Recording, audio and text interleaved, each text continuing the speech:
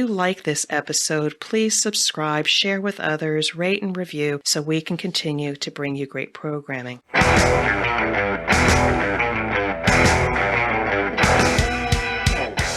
is The Thing About Cars, a podcast for car enthusiasts and the people who love them. Hello and welcome to another episode of The Thing About Cars. Very happy to be with you today. It is a beautiful, sort of not quite early fall day here in Atlanta, Georgia.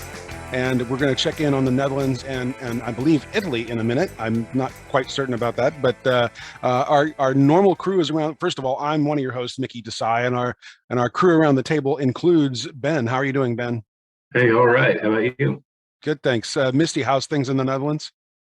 Not damp, but I'm still peeved. You're still peeved, and we need to talk about that for a minute because I knew you were channeling some serious rage there for a second. Dawn, how's it going? Excellent. Hi, everybody. And our special guest for the day is Paolo. Paolo is a KTM ambassador and has some other claims to fame, which we're going to discuss here in a short minute. But how are you, Paolo? I'm pretty good by myself, Deb. Thank you. Excellent. I'm glad you could join us today. First of all, before I do our grand trivia auto question, Misty, why are you so angry? Well, it's usually considered bad form to run your car up under somebody else's car, especially in Formula One. And then it's considered especially bad form when someone else is trying to get out of their car and you hit the grass and they hit the gas. I'm just furious at today's Formula One. Lewis Hamilton deserves a penalty and a race ban. And I probably would really, really, really like to beat him with a Rutabaga. So is he going to get a penalty? Did they call it? Does that sort of thing happen? Yeah, they haven't called it yet. They just came out of the steward's office about 10 minutes ago. So I'm kind of keeping a watch on some commentary to see it. But I have a feeling in the pit of my heart that it's going to be declared a racing incident. So it was dirty play. Dirty play. That's not cool. And I missed it. We'll have to catch it on the highlights reel later.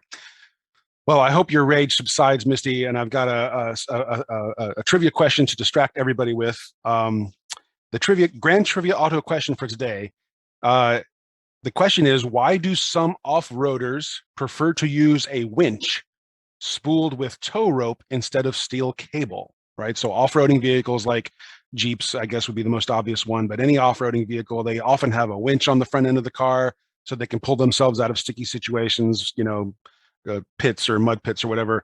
Why do some people prefer to have their winch spooled with tow rope instead of steel cable? And our answers are, our choices, multiple choice answers are, A, a taut tow rope is less likely than a steel cable to flail about and cause damage if it were ever to snap. B, tow rope costs less than steel cable. C, synthetic tow rope is stronger than steel cable. Or D, all of the above. Miss, do you need me to read those again? No, I got it. You got it? Everybody good? Yeah.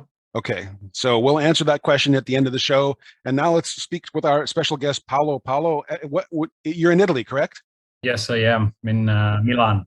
Milan. Oh my God, I'm so jealous. So jealous. Yes. Oh, jealous. Okay. And you say you're a KTM ambassador. How does this come to be? What does that mean exactly?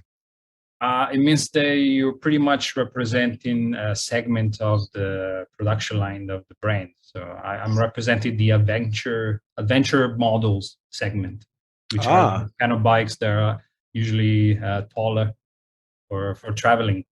Yeah. And this is a formal relationship you have with KTM. It's kind of formal. It's more like I'm an independent whatever guy, and they give me a motorcycle to try and ride around. So right. So I don't know if the rest of my crew here knows exactly why we originally connected. We originally met on Reddit, I believe. Yes. And your claim to fame on Reddit is that you've done road trips all over the globe. Isn't that right? Yes, that's why I got contacted by KTM too. Okay. Yeah. That's very cool. So have you literally ridden a motorcycle all over the world? Yeah, up to COVID. Yeah. Yes. Then I had to stop for a little bit, but yeah, up to 2020. I started riding in 2015, so I went around pretty much the globe for 5-6 years. Wow. And did you like go, if you jump continents, did you just get on a ship and take your bike and go to Australia and New Zealand? And Yeah, there's a different kind of transportation you can choose from, which the most common is the ship, like a cargo ship. Sometimes you just hop on like a fisherman boats, and for longer haul, people choose airplanes too, air freight. Amazing. I know Ben's going to have some questions perhaps related to your bike and some of the things you've seen. But Misty, you guys jump in on this because I do have some other questions, but you should go first. Oh, I'm just wondering if he ever took a ferry from Brindisi to Alexandria. Not to Alexandria, but from Brindisi, I went to Greece. I'm actually going tomorrow from not far from there, like from Ancona to Patras, which is in Greece. You know, you can swing by and pick me up. I'm just outside of Amsterdam. All right, sure. I'm an experienced bike passenger. You know, I have my steel butt certification. Yeah, I don't mind a pillion passenger. Don't worry. You know, I can. My Italian is not the best. You know, but I can food, beer, and bathroom, which is pretty much my Spanish and my German. The basics. And I refuse to speak French, so. I'm pretty sure that that's all you need in Italy anyway. the toilette is everywhere. So Yeah. Well, we vacationed just south of Venice in, oh gosh, what was it? I forget now. But for like 7 or 8 years. So love the Italian people, love the Italian food, love the, one of my favorite memories is stopping at a family-owned hotel, and my husband, who was like 2'5", okay, big guy, he didn't eat all of his vegetables, and the hostess, which was also like the mom and the, you know, the matriarch, like, just, you need to eat your vegetables. You need to eat your vegetables. You know, she was like, you know, maybe, you know, 1.60 meters tops. And here she is telling my husband, you know, you have to eat your vegetables. So if you're in Milan, and I'm going to cut you off, sorry, Misty, because No now worries. I'm mapped out. Are you heading over to Venice, and then you're going to take a boat down to Patras? Yes, it's a ferry. It's a big ferry. It is a big ferry. I've done it. It's a big ferry. And then what are you going to do? Drive all over Greece? Well, at the moment, there's an event called KTM Adventure Rally, which involves almost 200 bikes, all KTMs, and we're gonna spend like a week right around like a Peloponnese, so around Patras. Oh, very nice. Excellent. Well, I'm Greek, and my grandfather's from the island of Chios, so that's why I'm fascinated. I should connect you up with my cousin Michael in Athens, who is a bartender. And yeah, he's quite. It's always good to have a famous for bartender for a bartending. friend. Yeah, It is. And- Well, he's my and- cousin, so. And Dawn just derails the whole event with one bartender. Yeah, so that sounds wonderful. Beautiful time of year to be there. Yes, it's not so hot anymore. No, it's Yeah. and oh my gosh, the Mediterranean is going to be gorgeous. Fantastic. I'm jealous. What's on your mind, Ben? Not much, really. I'm actually jealous of that too. But I was not familiar with KTM bikes. This is a new thing to me because, as you know, I'm not a bike rider, and I don't know much about the world of motorbikes overall. But Paolo, what can you tell us about KTM? Why don't we see more of those here in America, or are they here? Are they in the US and I'm simply missing them?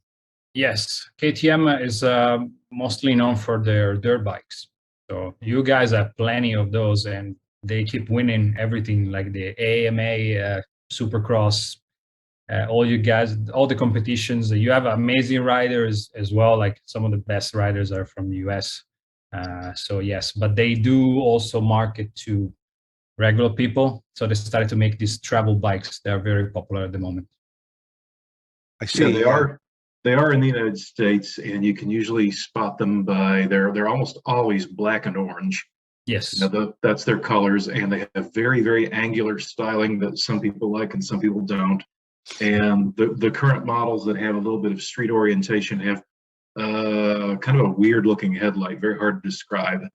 Yeah, Um, like an so alien. yeah, they are here. They're not very common, but they are here. And among people who do, have them, they like them very much.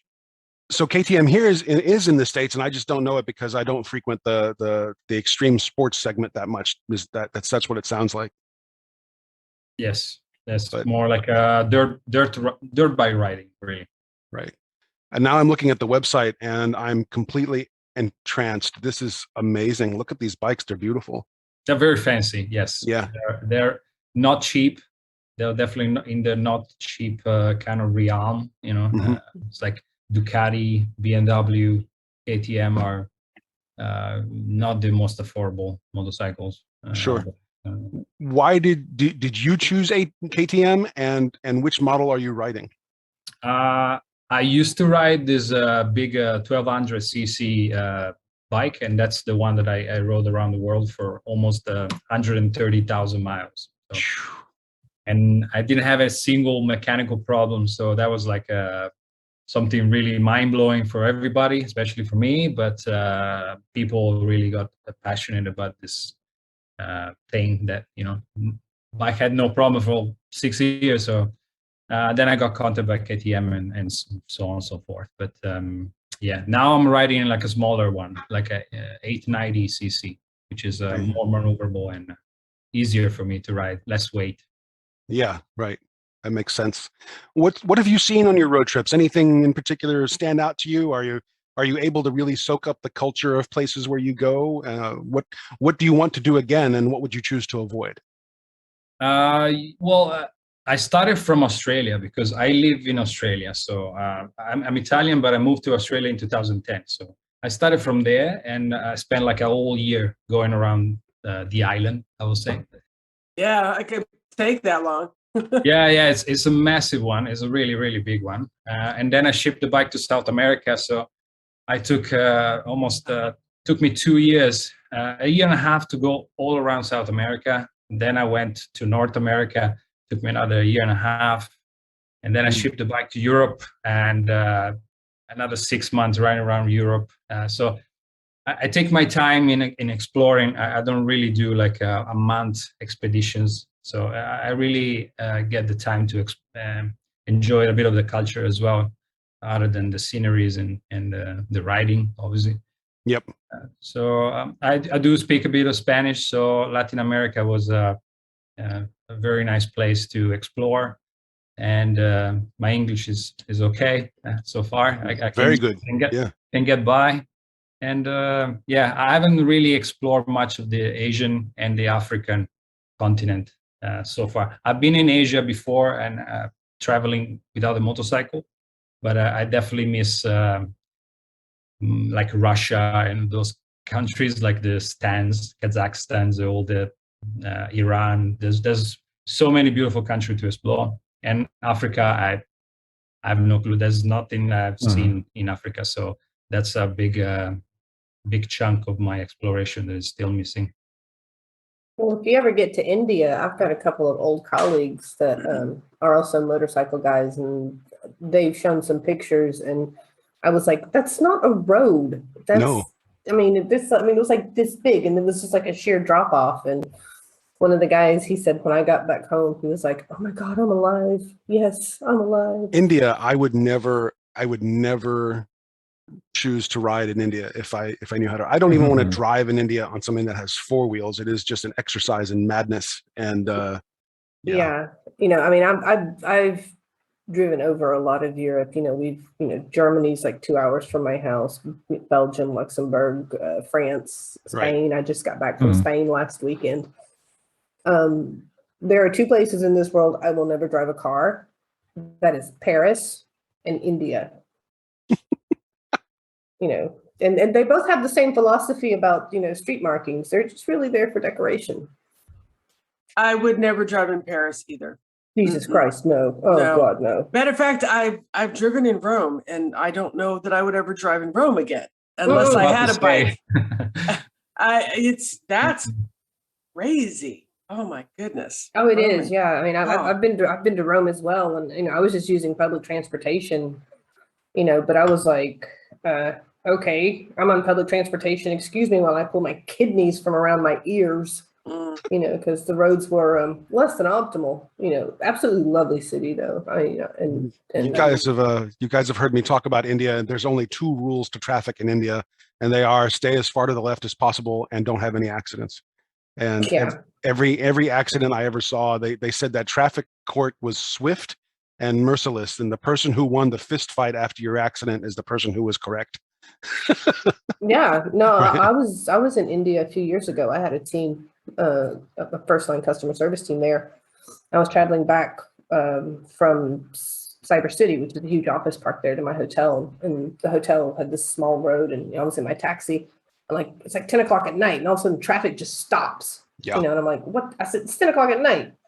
And the taxi driver's like, just a moment, ma'am, let me get out and check. And gets out, locks all the doors, comes back. He says, it'll be just a moment. There's 2 taxi drivers having a fist fight. It's crazy. Okay. It's absolute nuts. And Top Gear did a segment that took them through India with the nightmares of what it meant to be traveling on one of their interstates. And I don't know if you guys saw it. I don't know if Paolo saw it, but that was an accurate representation. People are just lucky that it's such a chaotic mess.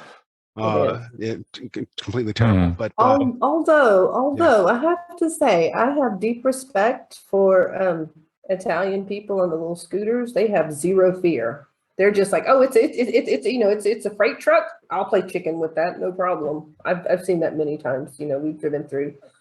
Yeah, Italy. I'll let you guys know, because apparently I'm going to India. Oh, so. Well, I wish you luck, and we'll all say a silent prayer for you.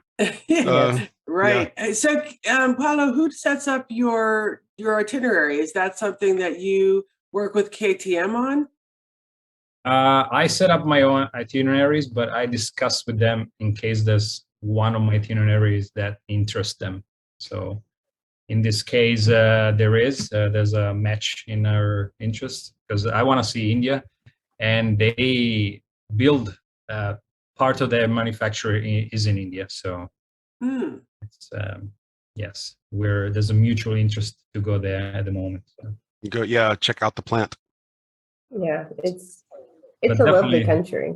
Yeah, it's a beautiful country, but as you guys mentioned, the driving is a bit intense. There's all the people there, but traveling, I realized that the standards of roads and driving that we have in Europe and generally like in North America are different from what the rest of the world has. So a lot of people don't have a driver license, then drive, and or don't have insurance and drive, and we're used to have this as kind of default things that people should have, but a lot of countries in the world don't. People just get whatever they have or whatever they can get and take off the road. So what are some of the more memorable things you've seen on the road?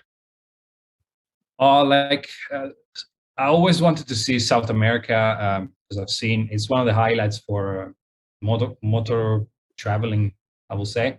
But there's also some beautiful spots that are like famous for travelers, as like Patagonia, or the Andes in general, Brazil. There's so much to see. Also, Mexico was a pretty interesting place to explore, and then places like probably more familiar to you guys are like Alaska, and also the Midwest. I never really explored the Midwest. It was a really interesting experience for me to go across the United States and see what was in the middle. People usually end up in the big cities and get the experience only of the big cities, but actually the vast majority of the country is what's in the middle. So that's right. That's exactly right. It's really, really interesting and beautiful. Mm-hmm. Do you prefer like flatlands or mountains? Well, flatlands might have different vibes. Sometimes like desert are actually pretty beautiful. I vividly remember Nevada, for instance, which is pretty much a high desert. There's nothing else. There's nothing in Nevada for hundreds of miles, and still really beautiful to me. I mean, it's a very high desert and it's very flat, but it's very high too. So it's quite interesting. And Australia is pretty much flat everywhere. And but it gives you another vibe. It allows you to almost meditate while you ride, because you're not really focused on anything, because the road is straight and there's nothing happening. So you kind of zone out a bit. You can be on autopilot. Yeah. Yes, and it gives you another perspective of traveling. You know, when you really engage all the time, you can't really have you don't have time to think or to just stop for a second. But on these open roads, you have more chances to just relax. Yep. I very much want to go to the Pacific Rim and try to drive around some of those countries, although they're not really known for their open roads and driving experiences. But I kind of want to visit some African countries, because Africa, I'm told, has some of the same topography. It's flat, it's meditative, it's a different world. Yes. But yeah, so what would you choose to avoid if you had to do this again? Are there things you saw that were somewhat disappointing? Not really disappointing. You know, you can't really choose what you encounter, and I tend to not to research about the country I'm gonna visit, because usually when you read about a country, it's somebody else's opinion. So I want to maintain my judgment completely neutral, and get what I receive what I get from the country based on pure chance. Way I just, it could be timing or the season or people you meet or just the vibe that you have at the moment. So I don't really have expectations in this sense. So I don't really try to avoid anything. What I try to maybe plan in advance is in terms of like the season. So if it's really cold on a motorcycle is a problem. So if it's snowing, there's ice, it might be dangerous. And I was wondering about that. That's really amazing that you're open-minded before you go to experience the culture, but there's got to be some things you got to plan for the bike. You usually have to plan like tires, like tire changes, or if you need spare parts, you need to plan a bit ahead, because you can't really find anything you need all the time. So you buy online and you get it delivered somewhere, or to a dealer. You contact the dealer beforehand and stuff like this. And tires, for tire changes and stuff, which happens very frequently on a motorcycle. On a car, maybe, it takes like 30,000 miles to change a tire. And on a bike, is like 10,000. You're cooked. Yes. I did not know that. Yeah. Especially the rear tire, which has most of the weight. Yeah, that makes sense. All this time, I thought rubber was simply rubber.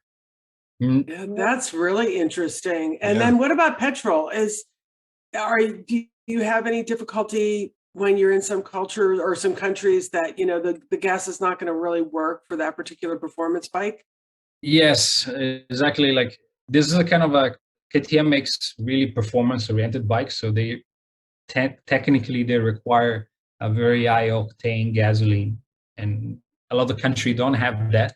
And one particular country was Bolivia, which didn't have any motorcycle size more than 125, or like they all like small Chinese or Indian made motorcycle.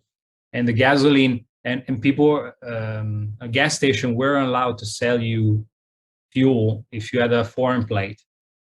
So it was a complicated matter to. So where did you get your gas? So I had to buy like a canister, like a 10-liter canister, like a 5-gallon canister, and park the bike literally like 50 meters from the gasoline, from the gas station, and walk to the gas station and have the canister filled up, and then walk back to the bike and repeat the procedure for 2-3 times, because I couldn't carry like a huge canister, like a 20-liter or like 10 gallons canister. It was too big. So I had to carry that all over Bolivia. So that was a interesting experience. And you knew that before you went there? No, I didn't know. No, you didn't. Clearly, I didn't know. No, that was that's a scary surprise. Well, remember, Don, he doesn't read what other people has to say. Well, I was thinking technically. I should have. Yeah, I was going to say that's a technical thing. That's not a cultural thing. Yeah, I wouldn't never imagine that people will not sell you fuel. Yeah. That's a weird one, like That is a weird one. Yes, Yeah, only you know. certain fuel station were allowed to sell to foreigners, like there were maybe 10 in the old country.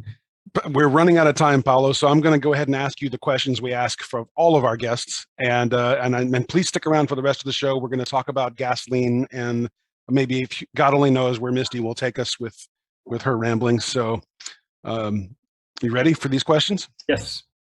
Number one, what is your dream car? In this case, what's your dream bike? Oh, my dream bike. I thought about cars. All right. Cars too, either one. Which right. ones? Yeah, let's do both. I like electric cars. Believe it or not, I like electric cars. So it will be like a very fancy, I don't know, fast electric car. That I don't care about the brand. I think Porsche. Porsche. They have the Cayman, whatever is the electric.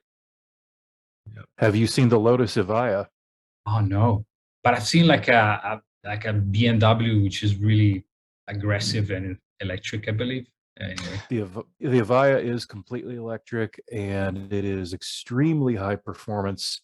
It's selling for something like $2 million. They're only making 130 of them, and I think they're all spoken for already. Yeah, it's just slightly outside of my budget, but it's okay. And it looks like something out of sci-fi. That BMW electric one, if it's the i8, I believe it's called. Yes. We have a friend here of the Thing About Cars who used to be a BMW mechanic, and he does not like that car. Oh, no. He says some very bad things about it. It's very difficult to get into and get out of. They're known for having small reserve gas tank leaks and things like that. It's just it's not completely electric. I think there's a backup generator in it or something, but he says in his words, Ronnie refers to it as a turd. And well, there you go. Yeah. Well, but don't forget, there's that Balthazar Revolt out of Spain. It's 770 kilograms, 500 brake horsepower sports car. Really? No kidding. We've talked about this. This was in one of my news sections. It's called a Balthazar Revolt. Huh. I'm sorry, Misty. I've forgotten this. It's been a few months ago. Yeah. Fully electric sports car. Okay. Very pretty. So in question number 2, Paolo, and we've sort of touched on this, where's your next road trip going to be, presumably once COVID is under some control? It's probably going to be India or going back to Australia and do another trip there. Australia, New Zealand. Yeah, got it. Number 3, what's the most fascinating thing you've seen while on the road or maybe in someone's garage? Ooh, I've seen a guy in LA owning like a Dodge Charger and a Camaro. They were like, just, my God, in condition. It felt like I was in a movie. It was unbelievable stuff. Yes. Yep. Very cool. And our random question for you is always something silly and frivolous that just comes from a random list of questions. If you were to host a dinner party and could invite one famous person, either living or dead, who would you invite? Gandhi. Gandhi, no kidding. Yes. Why Gandhi? I think I don't know. He had a way of understanding the world that I don't know. I think we all need. If is probably his wiseness is something that I aspire to. Yes, he has a very, very unique way of seeing the world, and very hard to see in that like that. I think I just recently read on Reddit that he wrote a letter to Hitler, just like, it was the most amazing letter. He was sympathetic to even Hitler, at those times. So it was a very interesting person. If I could, I would definitely like to meet him. Okay. Thank you. Good answers. Thank you, Paolo. Thank you for being our guest today.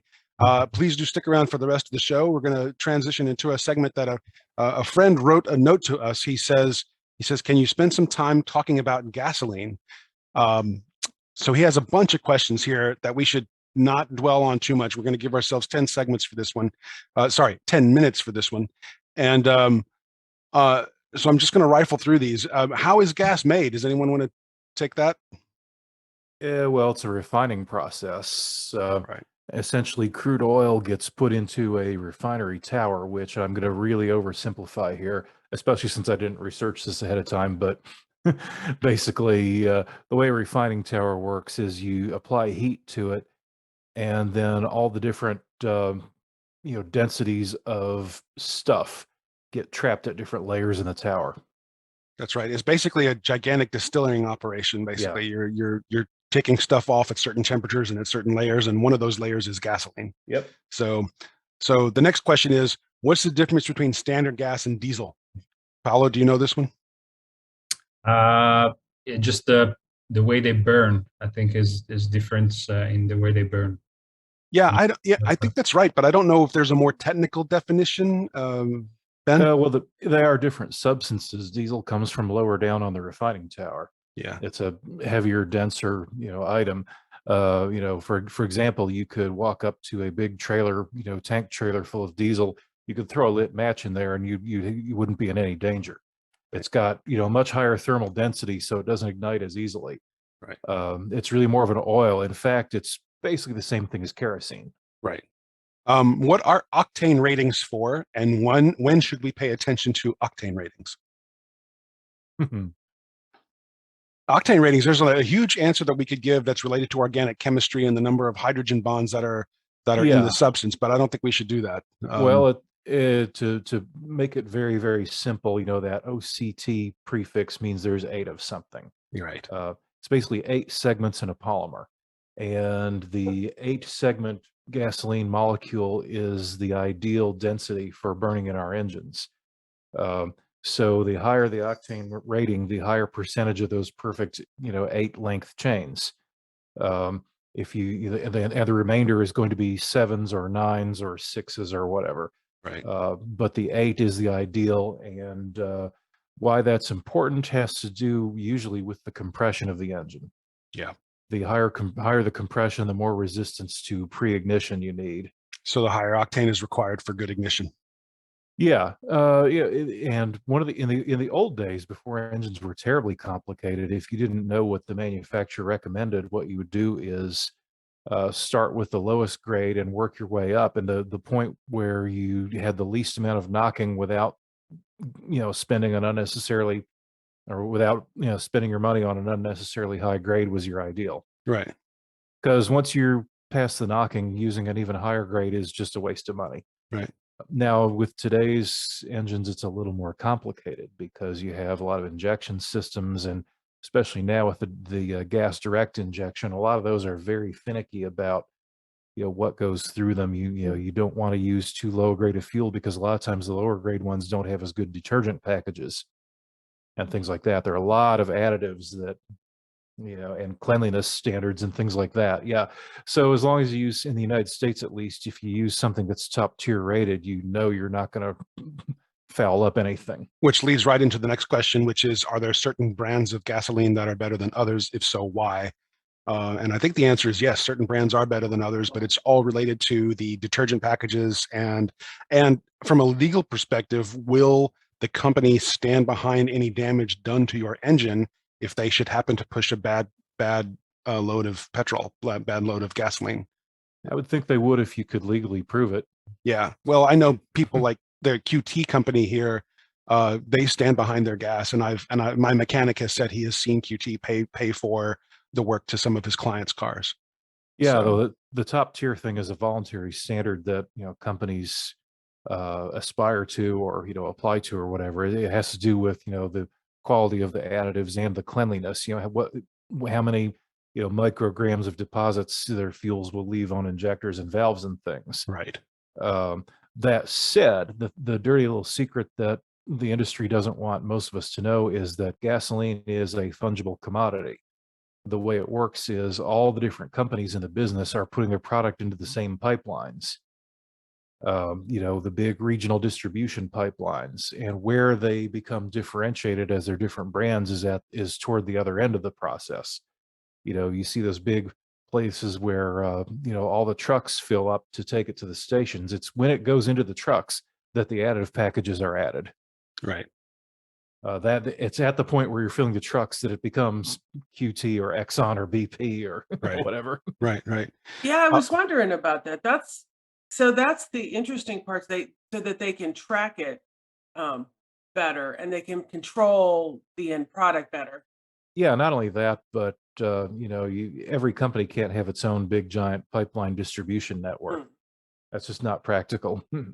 And I'm not sure that our friend, my friend Joe, is the one who sent in this series of questions. I'm going to try to directly answer the question by saying that there are brands of gas that I prefer over others, but most everyone is. I mean, take a look at the chart and figure out who's on that volunteer top tier designation, right? And if you're buying one of the top tier gases, you should be fine. Yeah, you should be. Yeah. They all meet certain standards. Even the raw stuff that goes into the pipeline at the refinery end still has to meet a minimum set of standards. Right. I want to say it's American Petroleum Institute that sets that, but don't quote me. I could be wrong. Yeah. Well. But it's a funny thing. How it works with your car can be very subjective. I know back in the 80s and 90s when I was driving these little early 80s Hondas that I had, they seemed to prefer the Shell product as far as how they ran, but they were less computerized cars than we have today. And nowadays, honestly, every fuel seems to run about the same in my car. What kind of gas did the earliest models of car run on? And originally, some of them did natural gas in the very, very beginning, if I'm not mistaken. But otherwise, I think gasoline has always simply been gasoline. Yeah, I mean, it's gotten better over the years. Yeah. It's become, more potent and more refined and just, better all around. But I mean, when automobiles began, it did exist as a substance, but it didn't have very many uses. In fact, it was often a waste product that was dumped that came from the refining process. Yeah, because no one had come up with a good use for it yet. Right. All right. Where was the first gas station built and when? And there's large and wide-ranging debate on this one, so I'm not sure we can actually verify it. But I have a date in mind. Yeah. Does anyone want to have a date on this? Paolo, do you think it was in the U.S. or was it someplace else? Hard to say. I mean, first car. I was maybe in the UK. I would say maybe. Could be. Correct? My original thought was somewhere in Germany because of what eventually became Mercedes. Those guys were the first people to build cars in Europe, I believe. Definitely not in Italy. Right, definitely not in Italy. No, we're good with pasta and stuff like that, but no. Leave us and out. Limoncello. Yeah, limoncello for sure. Yes. We are the first to make limoncello. That's right. Oh my goodness, guys, playing into all the stereotypes here. You can't run your car on it though. Who I needs don't it? know. Yes, why couldn't you? It's Look, ethanol. you hand me a bottle of good limoncello and we're not going anywhere. We're just going to stay put. Yeah, see that's the Yeah. problem. Yeah, that's true. That's right. So here I'm looking at something that's from safecrack.com. Safecrack.com says the first dedicated gas station was built in St. Louis, Missouri at 420 South Teresa Avenue in the year 1905.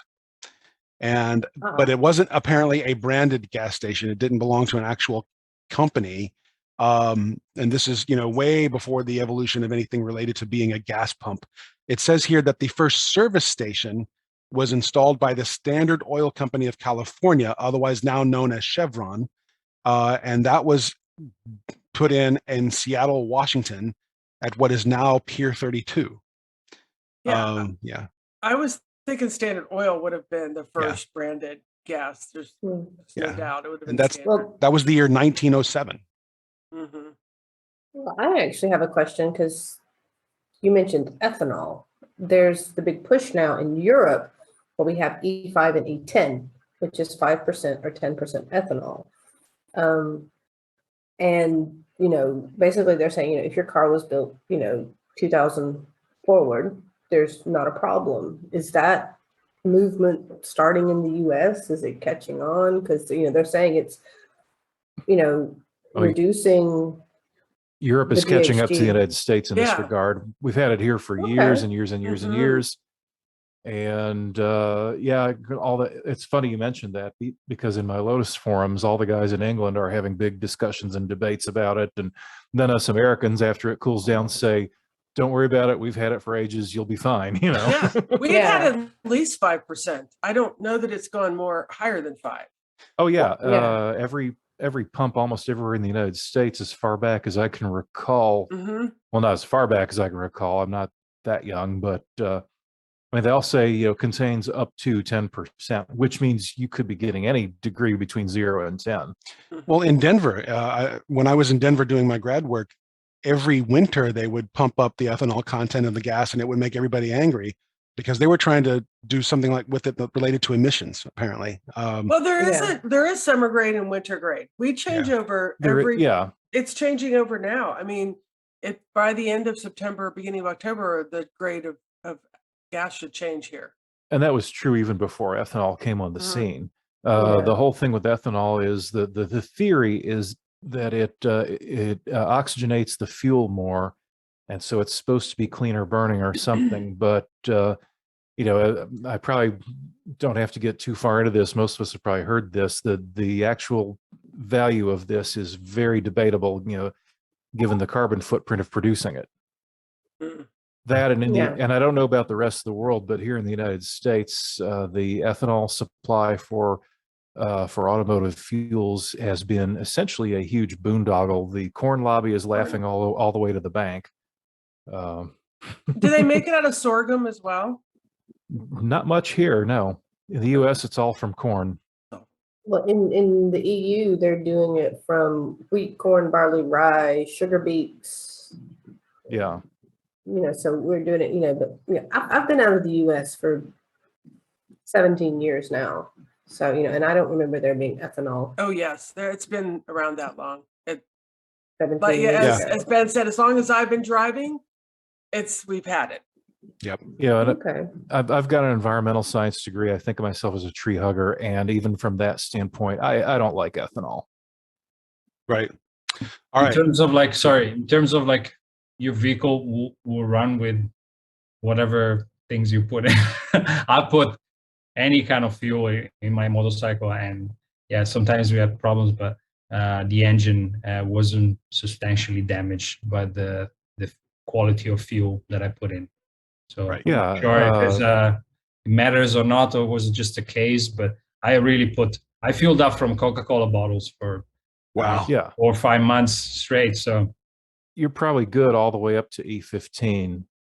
Above that, an engine really has to be designed to accept high amounts of ethanol to run right. I doubt it was higher than 80 octane, and I don't know how much the ethanol, but yeah. So the oldest existing gas station, it still exists and it still operates as a gas station. Anyone want to take a guess on where in the world that is?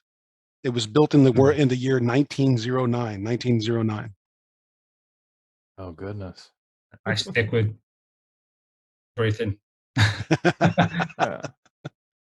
The oldest existing gas station in the United States, anyway. So let me qualify that. It's in the United States. It exists in a city called Altoona, Pennsylvania. Oh, in Altoona. Oh, how cute. Yeah. and it's still there. And I'm looking at a picture of it right now. It could very well be the same building with a modern a canopy up in front where the gas pumps are underneath. But I imagine the first iteration of this building did not have anything that resembled a gas pump in 1909. So yeah, that's fun. All right. Anyway, good stuff. Good questions. Thank you, Joe, for the questions. And let's shift to the end of the show here. We're going to answer our grand trivia auto question and call it a day. The question was, why do some off-roaders prefer to use a winch spooled with tow rope rather than a steel cable?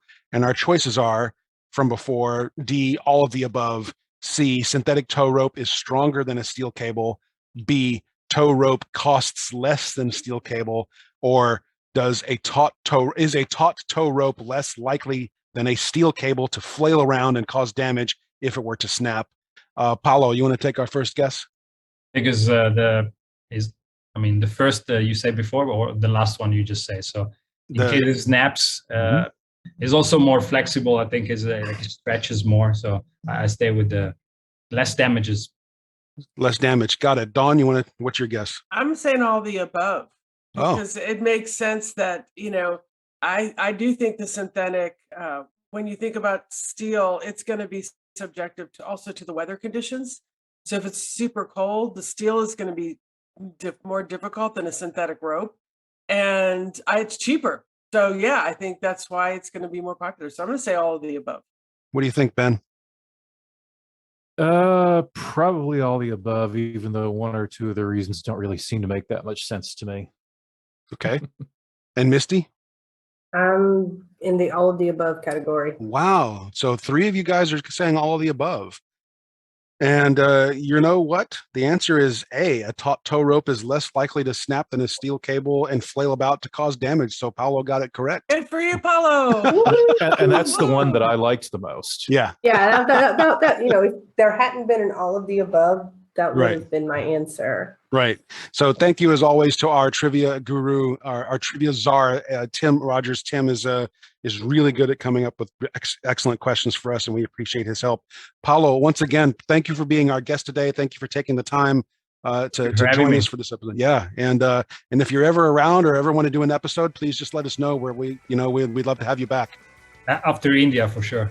Oh yeah. Yes. Oh yeah. Oh yeah, let's definitely talk after you do India Wow. for sure. In the meantime, thanks to all of our listeners and our families and friends of Thing About Cars family people. As you know, I'm stumbling over my words right now, but we're glad you're part of the Thing About Cars family. And I'm gonna go have some more limoncello and just chill out for the rest of the day. In the meantime, I hope you guys are all staying safe out there. We'll see you with another episode in about a week. Take care, everybody. Bye. Bye. Bye. Thank you for listening. This has been The Thing About Cars. We'll see you on the road.